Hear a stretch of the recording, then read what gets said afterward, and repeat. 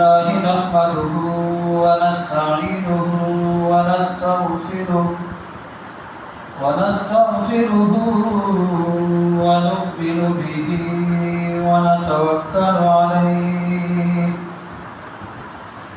ونعوذ بالله من شرور أنفسنا ومن سيئات أعمالنا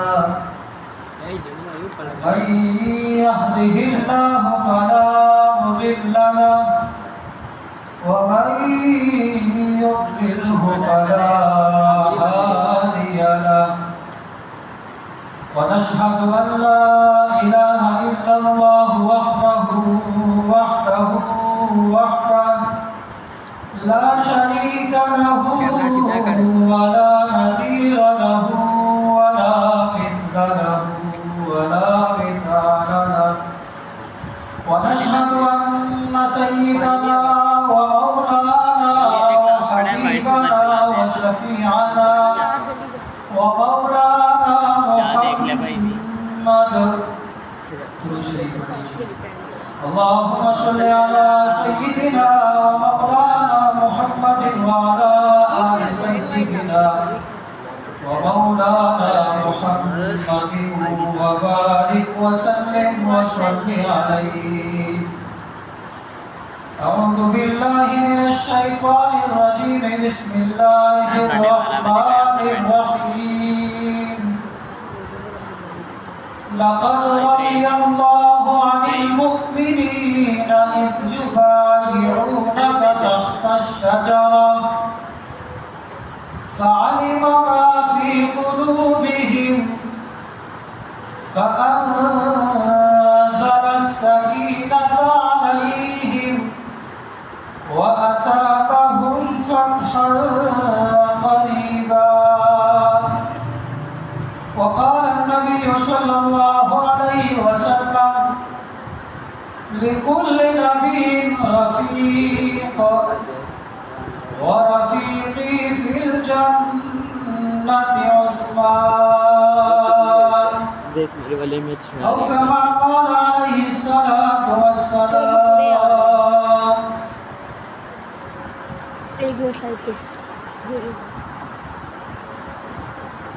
معزز سامعین گرامی، آج آپ حضرات کے سامنے حضرت عثمان غنی رضی اللہ تعالی عنہ خلیفہ شور داماد رسول صلی اللہ علیہ وسلم کی موضوع پر لب کشائی کی جسارت حاصل کر رہا ہوں. حضرت عثمان غنی رضی اللہ تعالی عنہ نبی کریم صلی اللہ علیہ وسلم کے صحابہ میں سے آپ صلی اللہ علیہ وسلم کے نزدیک انتہائی معزز و مکرم تھے. حضرت عثمان غنی رضی اللہ تعالی عنہ کا تعارف نسب نامہ آپ صلی اللہ علیہ وسلم کے نزدیک آپ کی قدر و منزلت کیا تھی، یہ مختصر دو تین عنوانات پر مختصر سی وقت میں لب کشائی کی جسارت حاصل کر رہا ہوں. حضرت عثمان غنی رضی اللہ تعالی عنہ کا تعارف کیا ہے، آپ کا نام سلسلہ نسب کیا ہے. اسط الغابہ کے اندر آپ کا نام نامی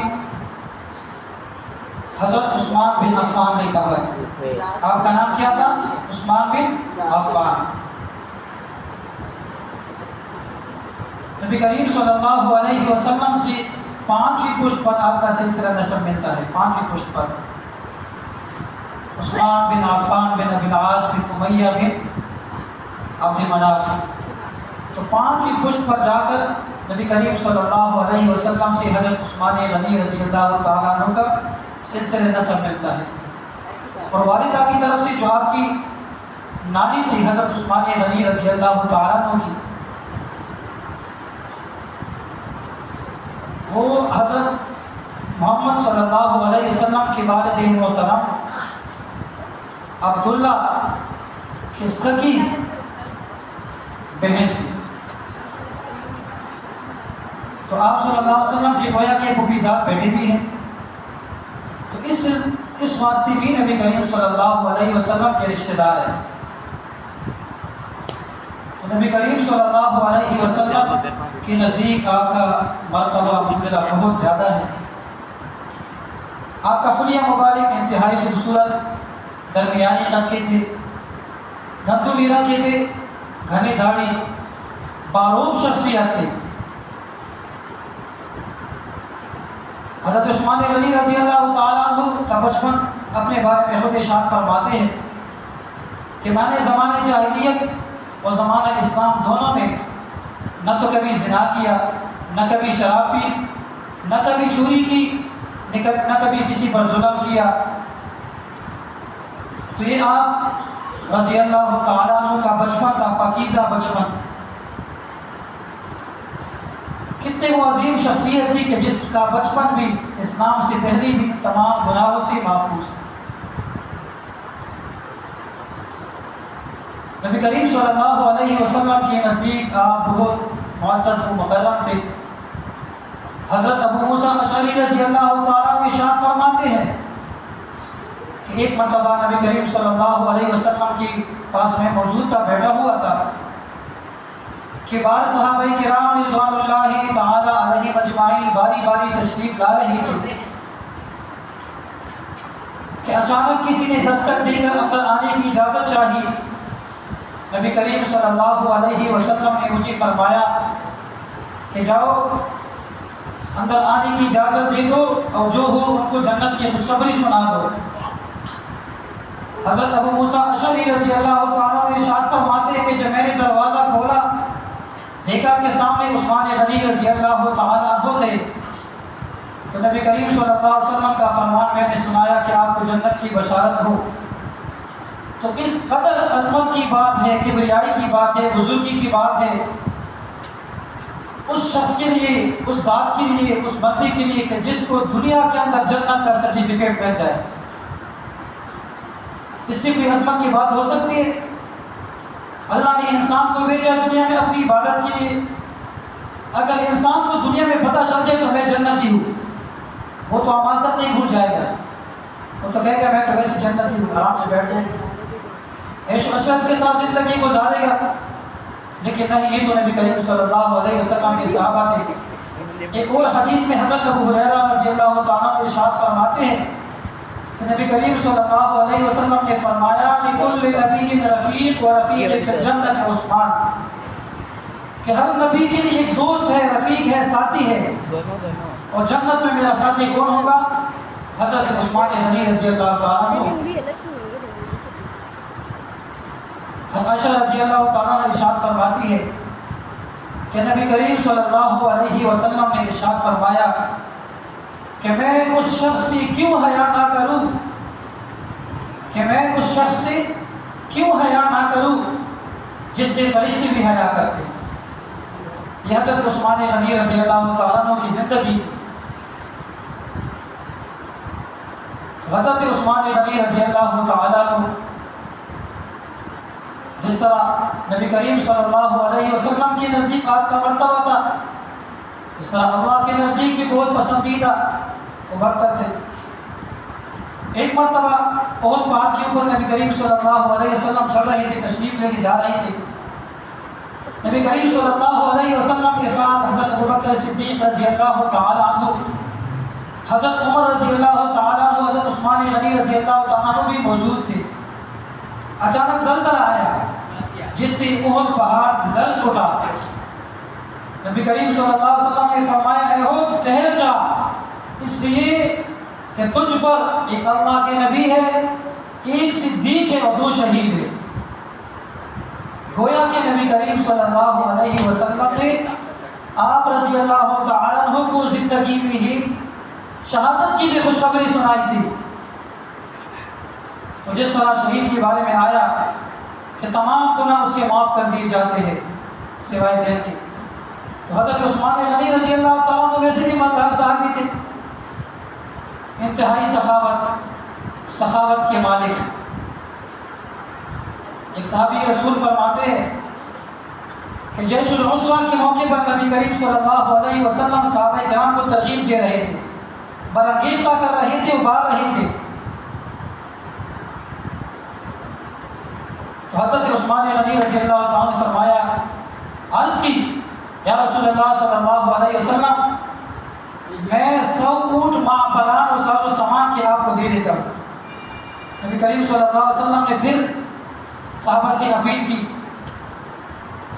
حضرت عثمان غنی رضی اللہ تعالیٰ نے دوبارہ عرض کی کہ یا رسول اللہ صلی اللہ علیہ وسلم میں 200 اونٹ ماں سامان کی، ماں بلان کی لگے ہوئے سامان کی آپ کو دے دیتا ہوں. نبی کریم صلی اللہ علیہ وسلم نے تیسری مرتبہ صحابہ کرام کو برانگیختہ کیا، ابھارا جیش العسرہ کے اوپر. حضرت عثمان غنی رضی اللہ تعالیٰ عنہ نے تیسری مرتبہ فرمایا کہ یا رسول اللہ صلی اللہ علیہ وسلم عرض کی کہ میں 300 اونٹ ماں بلان کی آپ کو دے دیتا ہوں. نبی کریم صلی اللہ علیہ وسلم نے فرمایا کہ اس کے بعد اگر حضرت عثمان غنی رضی اللہ تعالیٰ عنہ کوئی نفل عمل نہ بھی کرے تو یہ والا ثواب حضرت عثمان غنی رضی اللہ تعالیٰ عنہ کے لیے کافی ہے. کس قدر سخاوت. آج ہم اپنے بارے میں سوچیں، غور کریں. اگر ہم سے مسجد کے بارے میں مطالبہ کیا جائے، اللہ کے راستے میں جہاد فلسطین غزہ کے لیے مطالبہ کیا جائے، تو ہم اپنے گریبان کے اندر جھان کر دیکھیں گے تو ہمیں خود معلوم ہو جائے گا کہ ہم اللہ کے راستے میں کیا دیتے ہیں. ایک موقع پر حضرت عثمان غنی رضی اللہ تعالیٰ عنہ نے نبی کریم صلی اللہ علیہ وسلم کی جولی کے اندر 1000 دینار رکھ دیے، دامن میں ڈال دیے. نبی کریم صلی اللہ علیہ وسلم خوشی کے مارے الٹتے پلٹتے رہے، اٹھا اٹھا کے جس طرح ہم پھینکتے ہیں نا لوگ پیسوں کے ساتھ، سکوں کے ساتھ کھیلتے یا نوٹ لوگ کھیلتے رہتے ہیں خوشی کی وجہ سے. تو آپ صلی اللہ علیہ وسلم کو اتنی خوشی ہوئی کہ ان پیسوں کو، دیناروں کو الٹ رہے تھے، پلٹتے تھے بار بار. دینار کا مطلب کیا ہے کہ سونا، 1000 دینار. تو 10 درہم کی قیمت آج تک اگر لگائی جائے تو غالباً 9,500 روپے بنتے ہیں. درہم چاندی کا ہوتا ہے، دینار کس کا ہوتا ہے؟ سونے کا ہوتا ہے.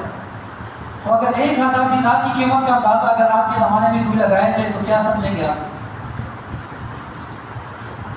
جیسا کہ ایک مکمل بینک کسی کو دے دے بندہ. آپ رضی اللہ تعالیٰ عنہ نے آپ صلی اللہ علیہ وسلم کو اللہ کے راستے میں، اللہ اور آپ صلی اللہ علیہ وسلم کی رضا کے خاطر 1000 دینار آپ صلی اللہ علیہ وسلم کی جولی میں ڈال دی.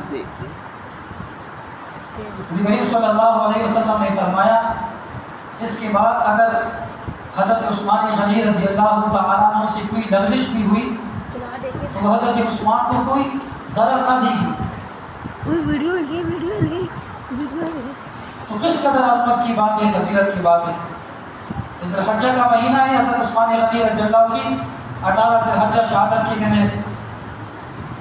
آج کے دن ہم حضرت عثمان غنی رضی اللہ عنہ کی زندگی پر بات کریں گے انشاءاللہ تعالی. اگلے جمعے حضرت عثمان غنی رضی اللہ عنہ کی مظلومانہ شہادت پر گفتگو کریں گے. لیکن میں یہ بتا رہا ہوں کہ آپ صلی اللہ علیہ وسلم کے صحابہ کا ایمان آپ دیکھیں، جذبہ دیکھیں. نتیجہ کیا ہوتا ہے کہ جب ایک طرف انسان اللہ کی رضا کے خاطر قربانی دیتا ہے تو اللہ تعالیٰ بھی اس کو نوازتا ہے. آج ہم نے ایمان کو اپنی ضرورت کے طور پر رکھا ہے. قرآن ہم اس وقت پڑھتے ہیں جب کوئی فوتگی ہوتی ہے، پبلک دیکھو کتنے بدن میں کئی تکلیف ہو تو سورت پڑھتے تھے، دم کر دیتے. قرآن ہم پڑھتے ہیں کب پڑھتے ہیں؟ جب رمضان کا مہینہ آتا ہے، یا زیادہ سے زیادہ فجر کے بعد سورہ یاسین پڑھ لیتے ہیں. جمعے کا دن آتے سورہ کاف کی تلاوت کرتے. تو دین کو ہم نے ضرورت سمجھا ہے. تو آپ صلی اللہ علیہ وسلم کے صحابہ اس طرح نہیں تھے. آپ صلی اللہ علیہ وسلم کے صحابہ کے بارے میں وہی مسلمون علی انفسہم ولو کان بہم خصاصہ، وہ اپنی اوپر دوسروں کو ترجیح دیا کرتے تھے اگرچہ وہ خود محتاج ہی کیوں نہ ہوتے. یہ صحابہ کا ایمان تھا. آپ صلی اللہ علیہ وسلم کے صحابہ کی قربانی تھی. حضرت عثمان غنی رضی اللہ عنہ کی سخاوت تھی. سچی ہجری کے اندر نبی کریم صلی اللہ علیہ وسلم نے خواب دیکھا. خواب میں کیا دیکھا؟ خواب میں دیکھا کہ نبی کریم صلی اللہ علیہ وسلم فرماتے کہ میں نے خواب دیکھا کہ اپنے صحابہ کے ہمراہ میں کعبۃ اللہ میں جا کر بیت اللہ کا طواف کر رہا ہوں. طواف کرنے کے بعد کچھ لوگ سر منڈوا رہے ہیں، کچھ اتروا رہے ہیں. نبی کریم صلی اللہ علیہ وسلم نے خواب دیکھا، اپنے صحابہ سے فرمایا کہ میں نے اس طرح خواب دیکھا ہے. آپ صلی اللہ علیہ وسلم کے صحابہ انتہائی خوش ہوئے. اسی سال نبی کریم صلی اللہ علیہ وسلم نے عمرے کا ارادہ فرمایا. ذوالقعدہ کے مہینے میں سفر شروع کیا. ذوالحلیفہ کے مقام پر پہنچے. آپ صلی اللہ علیہ وسلم آپ کے صحابہ نے احرام کے لیے احرام باندھا. چلتے چلتے جب حدیبیہ کے مقام پر پہنچے تو کفار نے مزاحمت کی. نبی کریم صلی اللہ علیہ وسلم آپ کے لشکر کے سامنے کھڑے ہو گئے اور آپ صلی اللہ علیہ وسلم آپ کے صحابہ کو عمرہ کی ادا کرنے سے منع کیا کہ آپ عمرہ نہیں کر سکتے. نبی کریم صلی اللہ علیہ وسلم نے صحابہ کو بٹھایا، مشورہ کیا کہ کیا کیا جائے.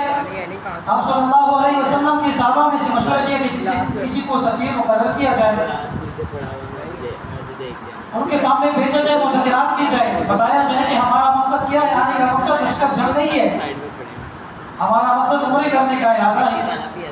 نبی کریم صلی اللہ علیہ وسلم نے صحابہ کے مشورے سے حضرت عثمان غنی رضی اللہ تعالی عنہ کو اپنا سفیر مقرر. دولت ایمان لا چکے ہیں، ان کو بھی سمجھایا جائے کہ انشاءاللہ تعالی اب اسلام کے غلبے کا وقت آ چکا ہے کہ انشاءاللہ مکہ کے اندر بھی لوگ مسلمان ہو جائیں گے، اسلام کا دین پھیلے گا اور اسلام غالب ہی رہے گا. البتہ نبی کریم صلی اللہ علیہ وسلم نے حضرت عثمان غنی رضی اللہ تعالیٰ عنہ کو سفیر مقرر کر کے کفار مکہ کے پاس بھیجا، مشرکین مکہ کے پاس بھیجا. حضرت عثمان غنی رضی اللہ تعالیٰ عنہ تشریف لے گئے، ان کے سامنے بات چیت کی. جب حضرت عثمان غنی رضی اللہ تعالیٰ عنہ جانے لگے تو صحابہ میں سے کسی کی زبان سے الفاظ نکلے. حضرت عثمان غنی رضی اللہ تعالیٰ عنہ خوش قسمت انسان ہے. خوش قسمتی ان کی یہ ہے کہ ان کو تو اجازت مل گئی، سفیر چلے گئے، وہاں جا کے اکیلے میں طواف کر لیں گے، اور ہمیں کفار مکہ نے روکے رکھا ہے. نبی کریم صلی اللہ علیہ وسلم کو جب پتہ چلا تو آپ صلی اللہ علیہ وسلم نے ارشاد فرمایا کہ ہرگز عثمان ہمارے بغیر طواف نہیں کر سکتا. بالآخر حضرت عثمان غنی رضی اللہ تعالیٰ عنہ جب ان کے پاس گئے، بات چیت کی تو ابو سفیان نے کہا، اس وقت اسلام نہیں لائے تھے، اس وقت مسلمان نہیں ہوئے تھے. ابو سفیان نے کہا کہ اے عثمان، آپ اگر طواف کرنا چاہے تو آپ کو اجازت ہے، لیکن آپ کے رسول محمد مصطفیٰ صلی اللہ علیہ وسلم کو کبھی بھی اجازت نہیں دیں گے. حضرت عثمان غنی رضی اللہ عنہ نے ارشاد فرمایا کہ میں اپنے پیارے پیغمبر حضرت مصطفیٰ صلی اللہ علیہ وسلم کے بغیر بھی عمرہ نہیں کر سکتا. یہ کیسے ممکن ہے کہ میں عمرہ کروں اور میرے صحابہ، میرے دوست اور میرے پیغمبر پیارے نبی صلی اللہ علیہ وسلم پیچھے بیٹھ کر ہمارا انتظار کرتے رہے. تو اس بات پر ابو سفیان نے آپ کو، آپ کے ساتھ 10 ساتھیوں کو قید کر دیا. جب قید کر دیا تو اسی دوران حضرت عثمان غنی رضی اللہ تعالیٰ عنہ کی شہادت کی خبر پھیل گئی، جھوٹی خبر پھیل گئی. نبی کریم صلی اللہ علیہ وسلم کو جب پتہ چلا تو نبی کریم صلی اللہ علیہ وسلم نے ایک درخت کے نیچے حدیبیہ کی مقام پر اپنے صحابہ کو جمع کیا. صحیح احادیث کے مطابق صحابہ کرام رضوان اللہ علیہ مجمعین کی تعداد 1400 اور 1500 کے درمیان ہے. نبی کریم صلی اللہ علیہ وسلم نے صحابہ سے اس بات پر بیعت کی کہ اس وقت تک ہم پیچھے نہیں ہٹیں گے جب تک ہم حضرت عثمان غنی رضی اللہ تعالیٰ عنہ کا بدلہ نہیں لیں گے. تو سارے صحابہ کرام رضوان اللہ علیہ مجمعین نے آپ صلی اللہ علیہ وسلم کے ہاتھ پر موت کی بیعت کی کہ ہم اس وقت تک پیچھے نہیں ہٹیں گے جب تک ہم حضرت عثمان غنی رضی اللہ تعالیٰ عنہ کا بدلہ نہیں لیں گے.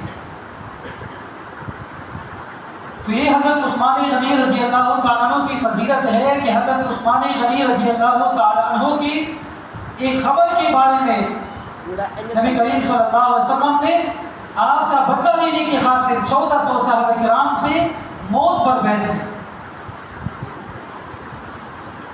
ایک طرف تو حضرت عثمان غنی رضی اللہ کی قربانی تھی، تو دوسری طرف قربانی کا نتیجہ تھا کہ اللہ تعالیٰ نے آپ صلی اللہ علیہ وسلم کے ذریعے آپ کے ہاتھ پر، اور پھر بیعت کرتے ہوئے نبی کریم صلی اللہ علیہ وسلم نے اپنا دائیں ہاتھ کو بائیں ہاتھ پر رکھا اور فرمایا کہ یہ دائیں ہاتھ عثمان غنی کی طرف سے ہے اور اس کی طرف سے میں بیعت کر رہا ہوں. اس سے کوئی فضیلت کی بات ہو سکتی ہے بڑی؟ نبی کریم صلی اللہ علیہ وسلم نے اپنے دست مبارک کو حضرت عثمان غنی کا ہاتھ قرار دیا اور فرمایا کہ میں حضرت عثمان غنی کی طرف سے خود بیعت کر رہا ہوں.